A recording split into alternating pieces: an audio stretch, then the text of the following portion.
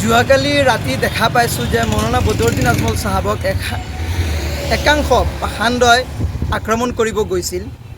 আচলতে কথা হ'ল নিৰ্বাচন আহিছে, ৰাজনীতি চলিবই। সেই বুলি কি সংবিধানৰ ঊৰ্ধত গৈ কোনোবা ৰাজনীতি কৰিব নেকি?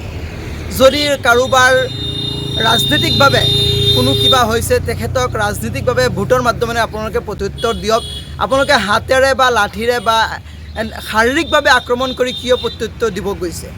আমি যিমান দূৰ জানিব পাইছোঁ, কোনোবা এজন ৰাজনীতিক নেতাৰ পৰিচালনাত এনে ঘটনা সংঘটিত হৈছে। সেইজন ৰাজনীতিক নেতাক সকীয়াই দিব বিচাৰিছোঁ, আপুনি যদি ৰাজনীতি কৰে, সংবিধান মানি ৰাজনীতি কৰক, সংবিধানৰ ঊৰ্ধত গৈ ৰাজনীতি নকৰিব।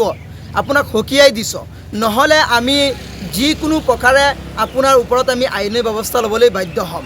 কাৰণ আমি অৰাজনৈতিক সংগঠনবোৰে আমি বিভিন্ন প্ৰকাৰে বিভিন্ন মাধ্যমেৰে আমি প্ৰত্যক্ষ কৰি আছোঁ আপোনালোকৰ ৰাজনীতিবোৰ।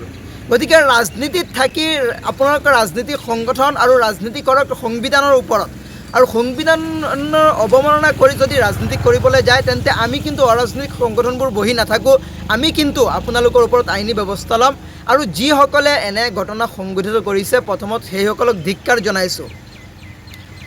যোৱা ৰাতি এটা সামাজিক মাধ্যমত দেখা পাইছোঁ, কিছুমান পাখণ্ডয়ে মৌলানা বদৰুদ্দিন আজমল চাহাবক আক্ৰমণ কৰিব গৈছে।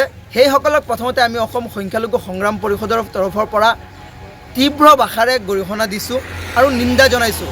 এনে ঘটনাৰ প্ৰতি আমি আইনী ব্যৱস্থা ল'বলৈ আমি প্ৰশাসনক আমি অনুৰোধ কৰিম যে যি ঘটনা সংঘটিত হৈছে, এই ঘটনাৰ প্ৰতি আপোনালোকে দৃষ্টি ৰাখক আৰু এই পাখণ্ডকেইটাক আপোনালোকে অনতিপলমে গ্ৰেপ্তাৰ কৰক।